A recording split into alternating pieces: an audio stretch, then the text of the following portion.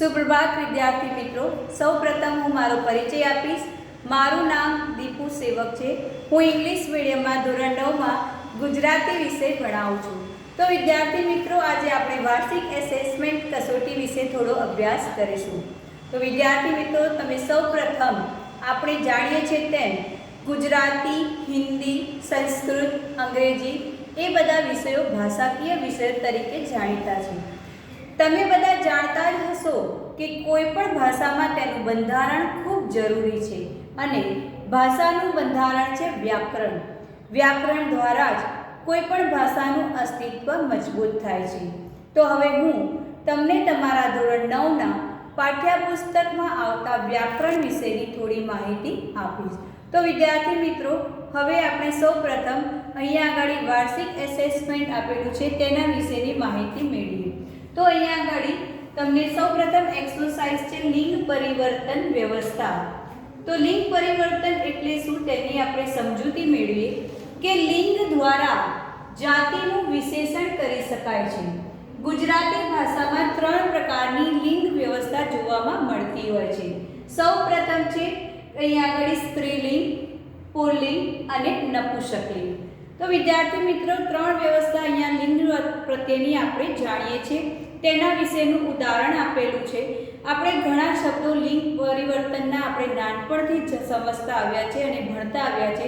ધારો કે રાજા રાણી, બરાબર, શેઠ શેઠાણી, નોકર નોકરાણી। તો એના આપણે નાનપણથી જાણીએ છીએ, એમાં આપણને ખબર પડી જાય કે નોકર એટલે પુલ્લિંગ અને નોકરાણી સ્ત્રીલિંગ, શેઠ એટલે પુલ્લિંગ અને શેઠાણી એટલે સ્ત્રીલિંગ। તો આવા શબ્દોની માહિતી મેળવવી ખૂબ જ આપણને સરળ લાગે છે, પરંતુ જેમ જેમ આપણું ધોરણ આગળ વધતું જાય, આપણું સ્ટાન્ડર્ડ મોટું થતું જાય, એ પ્રમાણે એ ભાષાની અંદર થોડા હાર્ડ, થોડું કઠિન શબ્દો આવતા જાય છે। ધારો કે અહીંયા ઘણા એવા શબ્દો આપ્યા છે જે શબ્દો પરથી વિદ્યાર્થી મિત્રોને લિંગ કેવી રીતે ઓળખવું તેની માહિતી મળતી નથી। તો આપણે એટલું સમજીએ કે આ લિંગની અંદર કેવી રીતે ઓળખવું, તો એના માટે પ્રત્યય છે કેવો, કેવી અને કેવું, બરાબર, ઓ, ઈ અને ઉ। तो पुल्लिंग माटे आपणे ओ प्रत्यय, स्त्रीलिंग माटे ई प्रत्यय अने नपुंसकलिंग माटे आपणे उ प्रत्यय वापरता होय। उदाहरण जो के दिवेल ए शब्दनुं लिंग ओळखवुं होय तो सामान्य रीते खबर ना पड़े कि दिवेल ए कया लिंगमां आवतो छे, परंतु ए दिवेल शब्द पाछळ आपणे केवो, केवी के केवुं शब्द उमेरी अने ए मार्फते जाणी शकीए कि एनुं लिंग कयुं होई शके। तो उदाहरणमां छे दिवेल केवुं, तो उ प्रत्यय उ प्रत्यय आवे तेथी ते नपुंसकलिंग थाय छे। तो अहींया आगळ विद्यार्थी मित्रों तमने एवी रीते स्वाध्याय आपवामां आव्युं छे अने ए स्वाध्यायनी अंदर पहेलुं छे मानवी। तो मानवी केवो, ओ प्रत्यय आव्यो तेथी ए पुल्लिंग। तेज केवुं, तो ए आवशे उ प्रत्यय कयो छे, नपुंसकलिंग। तो आ प्रमाणे तमारे स्वाध्याय करवानुं रहेशे। तो विद्यार्थी मित्रों, सौप्रथम तमने कीधुं कि आ जे पण एसेसमेंट आप्युं छे ए एसेसमेंटमांथी तमारे फक्त आ जे स्वाध्यायनी एक्सरसाइज छे ए ज करवानी रहेशे। आ उपर समजूती अने उदाहरणे तमने समजाववा माटे आपवामां आव्युं छे, ए तमारे आंसर शीटनी अंदर लखवानुं नथी। अने हवे जोईए आपणे बीजी व्याकरणनो बीजो व्याकरण छे एनो टॉपिक, जेनुं नाम छे वचन परिवर्तन व्यवस्था। तेना विशेनी समजूती मेळवीए कि गुजराती भाषानी अंदर वचन व्यवस्था 2 प्रकारनी होय छे। फर्स्ट एकवचन अने बीजुं छे बहुवचन। हवे एकवचन एटले शुं? तो एकवचन एवा शब्दो होय छे कि जेनी एकनी संख्या बतावता होय छे, एमां एक ज संख्यानुं निर्देश थतुं होय, बराबर। अने बहुवचन एटले बहुवचन एवा शब्दो होय छे कि जे एक करता वधारे संख्या बतावता होय तेने आपणे बहुवचन तरीके ओळखता होय छे। तो विद्यार्थी मित्रों, तेना पण अहींया उदाहरण आप्या छे। કે વાત, વાતો, झूला ए बहुवचन छे, झूलो एकवचन, कोळिયું एकवचन, कोळिया बहुवचन। तो तमने अलग अलग रीते उदाहरण आप्या छे कि मैं तमने स्वाध्यायनी अंदर एकवचन पूछ्युं होय तो तमारे बहुवचन ओळखवानुं रहेशे अने बहुवचन पूछ्युं होय तो एकवचन लखवानुं। એટલે અહીં આગળ अलग अलग तमने उदाहरण समजाववा માટે લખેલા છે। સ્વાધ્યાયમાં જોઈએ કુટુંબ। तो कुटुंबो, दीवो, दीवा, कोथळो, कोथळा। तो आ प्रमाणे आपेल वचन व्यवस्थाने तमारे ओळखवानी अने ओळखीने स्वाध्यायमां लखवानुं रहेशे। तो विद्यार्थी मित्रों, हवे जोईए तीजी एक्सरसाइज। અનુગ. અનુગને બીજું શું કેવી રીતે ઓળખવામાં આવે છે? તો અનુગને બીજા ભાષાની અંદર વિભક્તિ પ્રત્યયો તરીકે પણ ઓળખવામાં આવે છે. હવે અનુગ એટલે શું તેની સમજૂતી આપણે મેળવીએ કે વિભક્તિ સંબંધ ધરાવતા પ્રત્યયોને અનુગ કહે છે. હવે અનુગોને યાદ રાખવા માટેનું સૂત્ર છે જેની અંદર એ, ને, મા, ન, નો, ની, નું, ના, ના, થી વગેરે. બરાબર, આ બધા અનુગના પ્રત્યયો છે. હવે ઉદાહરણ જોઈએ જેની અંદર પહેલું ઉદાહરણ છે અમે ટેકરે ચડીને જોતા હતા. ટેકરે તો એ અનુગ છે. વિભા રસોડામાં ગઈ જેમાં મા અનુગ છે. વિદ્યાર્થી મિત્રો એક વસ્તુ જણાવવાની કે અનુગ હંમેશા વાક્યની અંદર શબ્દોની સાથે જોડાઈને જ લખવામાં આવે છે. બરાબર, અનુગ હંમેશા આ રીતે વાક્યની અંદર જે શબ્દ આપ્યો હોય એ શબ્દને જોડાઈને જ લખે છે, એમાં વચ્ચે ક્યાંય જગ્યા હોતી નથી. અનુગનું કામ શું હોય છે ભાષામાં? તો અનુગ એ ભાષાની અંદર જે આપણે વાક્ય બનાવતા હોય એ વાક્યોને વ્યવસ્થિત બનાવવાનું કાર્ય કરતા હોય છે. હવે અહીંયા આગળ સ્વાધ્યાય છે તેમાં કેવી રીતે કરવાનું છે તે તમને જણાવું કે સ્વાધ્યાયની અંદર અનુગ શોધીને લખવાના છે. આપેલા વાક્યમાં અનુગ દર્શાવેલા જ છે, એમાંથી કયો અનુગનો પ્રત્યય છે એ ઓળખી તમારે અહીંયા લખવાનું છે અને અહીંયા અનુગ શબ્દ લખવાનો રહેશે. નંદ નંદથી ચલાતું નહોતું, આટલામાં જ થાકી ગયો, ઉતાવળે આંબા ન પાકે, મામાનું ઘર છેડે નથી, તેમણે વેપારીઓની પ્રતિ સંપાદન કર્યું.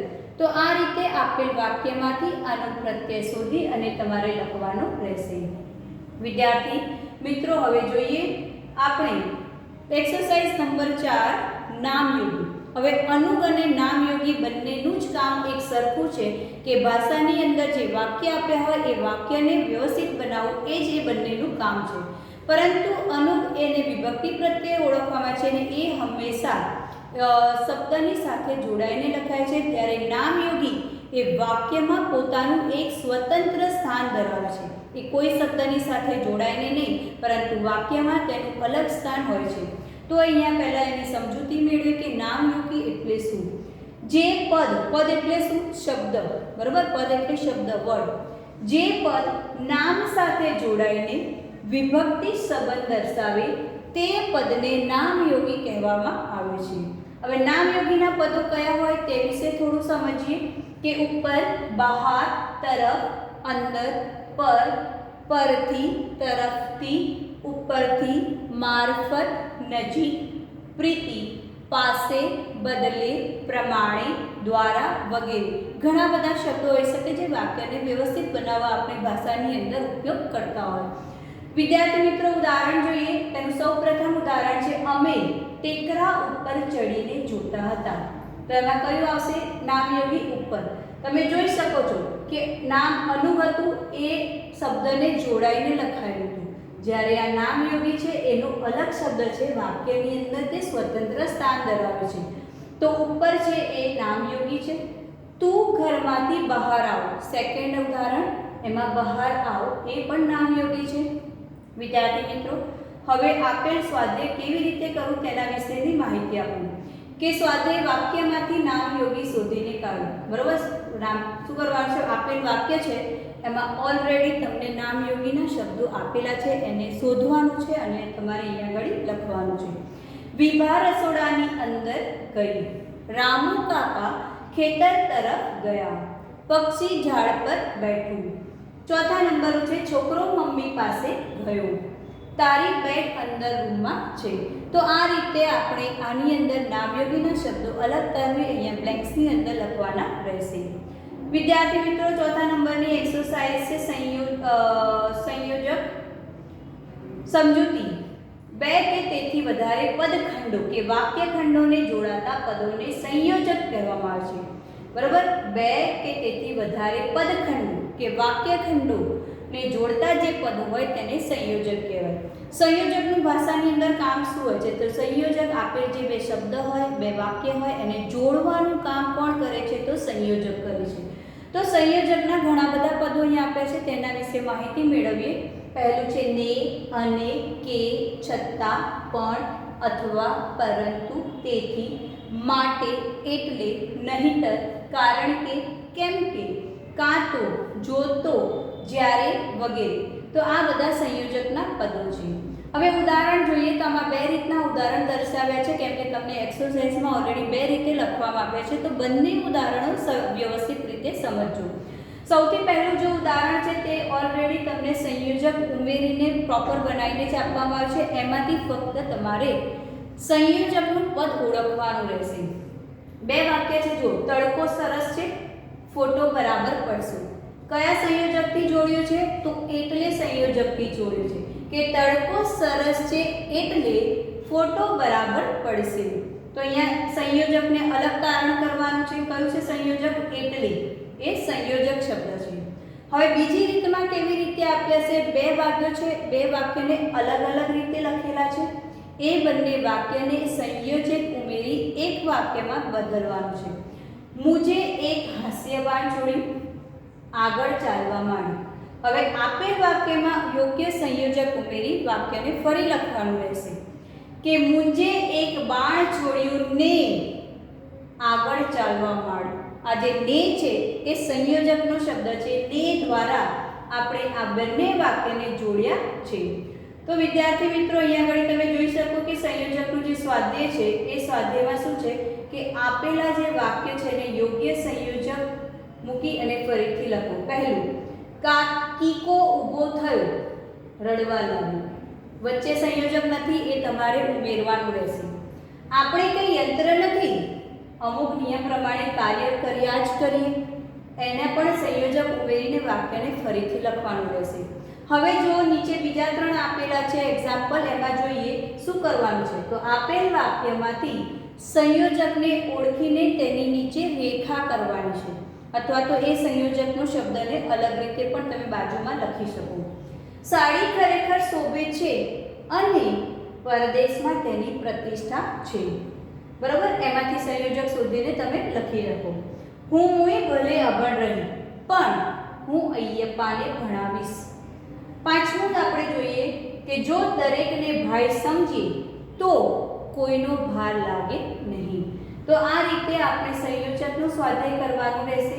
હવે જોઈએ આપણે એક્સરસાઇઝ નંબર 6 સમાસ. આપણે ઓલરેડી આ બધી જ એક્સરસાઇઝ જે કરાવી રહ્યા છે ઓલરેડી એના લેક્ચર લઈ ચૂક્યા છે, એના વિડીયો પણ જોઈ શક્યા છે અને સારી રીતે સમજી ચૂક્યા છે. એટલે અહીંયા નાની સમજૂતી તમને આપી છે, વ્યાખ્યાઓ મારફતે થોડું સમજાવવામાં આવ્યું છે જેથી એક્સરસાઇઝ તમને ખબર પડે. હવે સૌથી પહેલાં સમાસ એટલે શું તેના વિશેની માહિતી મેળવી. સમજૂતી કે જુદા જુદા અર્થો દ્વારા, બરાબર, જુદા જુદા અર્થો ધરાવતા બે કે તેથી વધુ શબ્દો જોડાઈને એક નવો શબ્દ બને તેને કહેવામાં છે સમાસ. બરાબર, બે જુદા જુદા શબ્દ હોય, એ શબ્દ જોડાઈ એક નવો પ્રત્યયરહી શબ્દ બને તેને કહેવામાં છે સમાસ. હવે સમાસનું આપણે સંધિ તરીકે વર્ગીકરણ કરીએ તો એનો અર્થ શું થાય એના વિશે પણ માહિતી મેળવીએ કે સમાસ બરાબર સમ પ્લસ આસ. બરાબર, સમ વત્તા આસ, જેમાં સમ એટલે સરખું અને આસ એટલે ગોઠવણી. તો એને જોડીએ તો શું થાય? સરખી ગોઠવણી. શેની? શબ્દોની સરખી ગોઠવણી. તો ઉદાહરણમાં આપણે જોઈએ કે ભાઈ બહેન એ દ્વંદ્વ સમાસ છે, પરદેશ એ કર્મ ધરાય છે. વિદ્યાર્થી મિત્રો, આપણે ઓલરેડી બધા સમાસ વિશે વિસ્તારથી સમજી ચૂક્યા છે. હવે નીચે સમાસનું જે સ્વાધ્યાય આવ્યું છે સ્વાધ્યાય વિશેની થોડી માહિતી મેળવીએ કે પહેલું છે પરમેશ્વર, બીજું છે સાંજવેળા, ત્રીજા નંબર પર છે પશુ પંખી, ચોથું છે જીવ રખું, પાંચમું છે કડવું ઝેર, છઠ્ઠું છે શયનગૃહ, સાતમું છે મોહમાયા, આઠમું સાંબેલાધાર, નવમું છે તટસ્થ અને 10મું છે કાર્યકર્તા. તો આ પ્રમાણે આપેલ સ્વાધ્યાયમાંથી વિદ્યાર્થી મિત્ર સમાસ ઓળખી તેનો સમાસ કયા પ્રકારનો છે તેનું નામ તમારે દર્શાવવાનું રહેશે. હવે આપણે જોઈએ 7મા નંબર પર કઈ એક્સરસાઇઝ છે? સંધિ. તો સંધિ એટલે શું તેની માહિતી આપણે સમજૂતી મેળવીએ કે પહેલા શબ્દનો છેલ્લો વર્ણ અને બીજા શબ્દનો પ્રથમ વર્ણ જ્યારે પાસે આવે ત્યારે જે ધ્વનિ પરિવર્તન થાય છે એ ધ્વનિ પરિવર્તનને સંધિ કહેવામાં આવે છે. હવે અહીંયા તમને ખબર હોય એ પ્રમાણે તમને ખબર જ છે કે સંધિના 3 પ્રકારો: સ્વર સંધિ, વ્યંજન સંધિ અને વિસર્ગ સંધિ. સૌપ્રથમ સ્વર સંધિ એટલે શું? તો જ્યારે બંને પદોમાં સ્વર હોય, સ્વર સાથે સ્વર જોડાય તેને સ્વર સંધિ કહેવાય. કેવી રીતે? તો સંધિ આપણે જ્યારે છૂટી હોય ત્યારે પહેલા શબ્દનો લાસ્ટ જે વર્ણ હોય, છેલ્લો વર્ણ હોય તે, અને બીજા શબ્દનો પ્રથમ વર્ણ હોય એ બંને જ્યારે સ્વર હોય ત્યારે એને સ્વર સંધિ તરીકે ઓળખવામાં આવે છે. હવે પછી જોઈએ વ્યંજન સંધિ. તો વ્યંજન સંધિમાં પણ એવું જ હોય છે કે બંને પદો જોડાયેલા એમાં પ્રથમનો છેલ્લો શબ્દ અને બીજા શબ્દનો પ્રથમ વર્ણ હોય એમાં બંનેમાં વ્યંજન હોય ત્યારે વ્યંજન સંધિ બને છે, અને ઘણી વખત વ્યંજન સાથે સ્વર હોય ત્યારે પણ વ્યંજન સંધિ બનતી હોય છે. અને વિસર્ગ સંધિ આપણે જાણતા હોય છે કે જેમાં વિસર્ગ આપેલો હોય એવી જે સંધિ હોય તેને વિસર્ગ સંધિ કહેવામાં આવે છે. સંધિ આપણે બે પ્રકારે સમજતા હોય છે, બે પ્રકારે કરી શકીએ છીએ કે સંધિ જોડો અને સંધિ છોડો. અહીંયા આગળ બંને ઉદાહરણ આપ્યા છે. સૂર્ય પ્લસ સૂર્યાસ્ત, આ સંધિ છોડેલી છે તેને જોડવાની છે. અહીંયા ઓલરેડી સંધિ જોડેલી છે દેવર્ષિ, દેવ પ્લસ ઋષિ, અહીંયા સંધિને જોડવાની છે. એ જ પ્રમાણે તમને સ્વાધ્યાયમાં આપ્યા છે સંધિ છોડો અને જોડો. સૌ પ્રથમ જે 5 એક્સરસાઇઝ આપી છે 5, એની અંદર સંધિ ઓલરેડી છૂટી છે તેને તમારે જોડીને લખવાની છે. વાત પ્લસ આવરણ વાતાવરણ. એ પછી અહીંયા આગળ બીજામાં આપેલું છે સંધિ જોડેલી ઇત્યાદિ, તો એને સંધિને તમારે છોડીને બધે લખવાની છે. તો આ પ્રમાણે તમારે 7 નંબરની એક્સરસાઇઝ એ તમારે કરવાની રહેશે. હવે વિદ્યાર્થી મિત્રો આ આપણે વ્યાકરણમાં જોયું. હવે આપણે લેખન વિભાગ, એ લેખન વિભાગ વિશે માહિતી મેળવીએ. ગુજરાતીની અંદર લેખન વિભાગ એ ખૂબ જ જરૂરી હોય છે અને એ આપણે સમજવો પણ ખૂબ જરૂરી છે. તો સૌપ્રથમ લેખન વિસ્તારની અંદર પહેલી એક્સરસાઇઝ આપી છે. નીચે દર્શાવેલ કાવ્ય પંક્તિનો વિચાર વિસ્તાર કરો. વિચાર વિસ્તાર અને અર્થ વિસ્તાર બંને એક જ વાત કહેવાય કે આપેલ જે પણ પંક્તિ હોય કે યુક્તિ હોય એનું આપણે વિસ્તારથી વર્ણન કરવું તેને કહેવાય વિચાર વિસ્તાર. હવે કેવી રીતે વિચાર વિસ્તારનું આલેખન કરવું તેના વિશે માહિતી આપું છું કે સૌપ્રથમ તો જે પણ આપણને પંક્તિ કે યુક્તિ આપી હોય એને ધ્યાનથી 2-3 વખત રીડ કરવાની, વાંચવાની. એના આપેલા શબ્દો છે, શબ્દોને ધ્યાનથી સમજવાની કોશિશ કરવાની. એક પછી એક શબ્દોને સમજ્યા પછી વ્યવસ્થિત ગોઠવણી કરી અને તેને સમજી અને તેને આપણે લખવાની. તો સૌપ્રથમ ફકરાની અંદર આ જે લાઈનો આપી હોય એ લાઈનને સમજીને લાઈન ટુ લાઈન એને સમજણ આપી, સમજૂતી આપી. એ પછી બીજા ફકરાની અંદર આપણે તેને વિસ્તારથી સમજવાનું. આ જે પંક્તિ આપી છે એ પંક્તિ પ્રમાણે ઘણા ઉદાહરણ આવતા હોય, બીજી કોઈ પંક્તિઓ યાદ આવતી હોય, કોઈ ઘટના, પ્રસંગ, કહેવત, શબ્દ સમૂહ, રૂઢિપ્રયોગ, સમાનાર્થી જે પણ આપણને આ પંક્તિને લગતા આવતા હોય એ આપણે વિચાર વિસ્તારની અંદર નોંધી અને સારી રીતે આપણે તેનું આલેખન કરી શકીએ છીએ. એ આલેખન થયા પછી ત્રીજા ફકરાની અંદર આ જે પંક્તિ દ્વારા આપણને શું બોધ મળે છે, શું શીખ મળે છે એના વિશેનું આપણે ટૂંકમાં લખવાનું હોય છે. તો આ રીતે આપણે આપેલ પંક્તિઓનો વિચાર વિસ્તારનું આલેખન કરવાનું રહેશે. એના પછી આવશે સેકન્ડ એક્સરસાઇઝ પત્રલેખન. પત્રલેખન આપણે ધોરણ 4 થી 5 થી કરતા જ આવ્યા છે. તો પત્રલેખન બે પ્રકારના છે. તમને ઇંગ્લિશ મીડિયમમાં ઇંગ્લિશમાં પણ કરતા હોય છો જેને ફોર્મલ ઇનફોર્મલ કહો છો, બરાબર? એ રીતે પત્રલેખન કરવાનું હોય છે. તો પત્રલેખનની અંદર આપણું જે એડ્રેસ હોય હંમેશા જમણી બાજુ, સંબોધન ડાબી બાજુ, એ પછી 3 પેરેગ્રાફમાં લખવાનું અને છેલ્લે નીચે જમણી બાજુમાં લિખિતમ આપણે જે પણ XYZ એમ કરીને લખવાનું, બરાબર? તો આ રીતે પત્રલેખન આપણે અહીંયા આગળ એક સિમ્પલ પત્ર છે એમાં એક એડ્રેસ વાળું છે તો એ આપણે લખવાનું રહેશે. વિદ્યાર્થી મિત્રો વાર્તા લેખન. વાર્તા કોને ના ગમે? બાળકોને, નાનાને, મોટાને, ઘરડાને બધાને જ વાર્તા સાંભળવી, જોવી અને બોલવી, કહેવી પણ ગમતી હોય છે. તો અહીંયા આગળ આપણે એવી જ વાર્તા લેખન લીધેલી છે જેમાં આપણને ઓલરેડી નીચે મુદ્દા આપ્યા છે. એ મુદ્દાનો અભ્યાસ કર્યા પછી એ વાર્તાનું શું નામ આપી શકાય તેના વિશે આપણે વિચારી એનું સૌપ્રથમ શીર્ષક લખવાનું રહેશે અને શીર્ષક લખ્યા પછી વાર્તાના મુદ્દા પ્રમાણે આપણે વારાફરતી એ મુદ્દાને લઈ અને ફકરામાં તબદીલ કરી અને એ આપણે વાર્તા બનાવવાની રહેશે. ઓછામાં ઓછા 5 થી 6 પેરેગ્રાફની અંદર 1.5 પેજમાં આપણે વાર્તા લેખન હોવું જોઈએ. કેમ કે આપણે મોટા ધોરણમાં છે, જેમ જેમ આપણે અભ્યાસ કરી આગળના ધોરણમાં જતા હોય તેમ આપણા વિચારો વિસ્તારતા જતા હોય એ પ્રમાણે આપણું લખાણ પણ થોડું લંબાણવાળું હોવું જોઈએ જેથી સામે આપણને માર્ક્સ પણ સારા મળે અને આપણું અવલોકન થતું હોય છે. તો અહીંયા આગળ વાર્તા લેખન રહેશે. વાર્તા લેખનની અંદર પણ આપણે બોધ લખવાનો રહેશે કે આ વાર્તા પરથી આપણને શું શીખ મળે છે તે. વિદ્યાર્થી મિત્રો, એ પછી આવશે અહેવાલ લેખન. અહેવાલ લેખન એટલે તમે ઇંગ્લિશમાં જેને રિપોર્ટ રાઇટિંગ કહો છો તેને કહેવાય છે ગુજરાતીમાં અહેવાલ લેખન. કે અહેવાલ લેખન મતલબ આંખો દેખા બયા કરના, કે જે આપણે આંખો મારફતે જોયું હોય તેનું સવાર આપણે જે પણ ઘટનાક્રમ પ્રસંગ જોયો હોય તેને હૂબહૂ એ રીતે જ વર્ણવો. એમાં કોઈ અતિશયોક્તિ કે આપણા વિચારો ઉમેરીને લખવાની કોઈ આવશ્યકતા હોતી નથી. એમાં જે બનાવ કે ઘટના ઘટી હોય એમાં એ જ પ્રમાણે સિમ્પલ સાદી સરળ ભાષાની અંદર અહેવાલ લેખન કરવાનું હોય છે. અહેવાલ લેખનની અંદર સૌપ્રથમ તો અહેવાલ કયો છે પ્રશ્ન, એના ઉપરથી આપણે શીર્ષક આપીશું. શીર્ષક આપ્યા પછી એ અહેવાલ કયા સ્થળ પર મતલબ ઘટના ઘટી છે એ સ્થળનું નામ જમણી બાજુ રહેશે. નીચે એની તારીખ, જે દિવસે આપણે અહેવાલ લખતા એની તારીખ લખવાની રહેશે. એ પછી ઓછામાં ઓછા 3 ફકરા મારફતે આપણે અહેવાલનું આલેખન કરવાનું રહેશે.